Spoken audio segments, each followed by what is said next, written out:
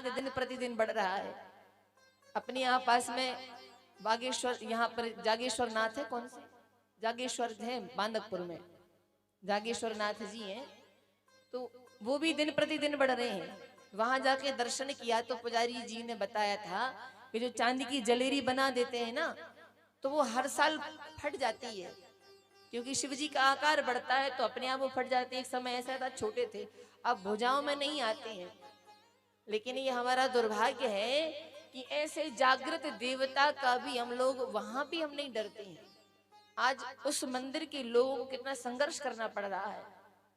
अगर कोई विधर्मी से हम अपने मंदिर के लिए लड़े तब तो एक बात भी है कि चलो 500 साल तक हमारे राम जी के मंदिर का संघर्ष चला है, फिर कहीं जाके हमारे पक्ष में महाराज बात आई है, अब न्याय हमको मिला है।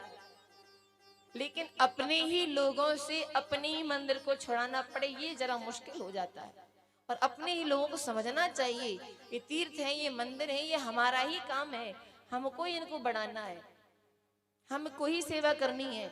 और शंकर जैसे भोले हैं और वैसे ही वो भाले हैं। भोले अकेले नहीं है, भाले भाले भी हैं। और जब भाले जब पड़ने लग जाए ना तो फिर खाने पीने के लाले पड़ जाएंगे। तो ऐसे जागृत देवता में जो शंभु हैं, किसी ने मूर्ति में गड़ा नहीं, आकर के बनाए नहीं, प्राण प्रतिष्ठा नहीं की, स्वयं प्रकट है वो जागेश्वर नाथ जी बांदकपुर में। और फिर भी अतिक्रमण करने वालों ने सामने द्वार पे अतिक्रमण कर रखा है। वहां के कई भक्त हैं जो संघर्ष कर रहे हैं अपने ही लोगों से। प्रभु उनको बल दे और शीघ्र ही उनको न्याय मिले और शीघ्र ही अतिक्रमण हटे, ऐसी प्रार्थना है। क्योंकि हम अगर बात ब्राह्मण पे आएगी तो सब ब्राह्मण कूद पड़ेंगे, बात अगर ठाकुर पे आएगी ठाकुर भी कूद पड़ेंगे, बात जाट पे आ गई जाट कूद पड़ेंगे, बात अगर यादव पे आ गई यादव भी एक हो जाएंगे। लेकिन हिंदू पे बात आएगी तो सब फैल जाएंगे, एक इकट्ठा नहीं होगा। ये हमारा बड़ा दुर्भाग्य है। और घर के घर में अगर लड़ना पड़े तो इससे बड़ा दुर्भाग्य है ही नहीं कोई। अपने ही लोग हैं, अपने ही लोगों से लड़ना पड़ रहा है कि भाई जगह छोड़ दो। ये समझाने वाली बात है क्या? अपनी बुद्धि नहीं है पर कोई दूसरा समझा रहा है तो हमको समझना चाहिए। बोलिए भक्त वत्सल भगवान की जय।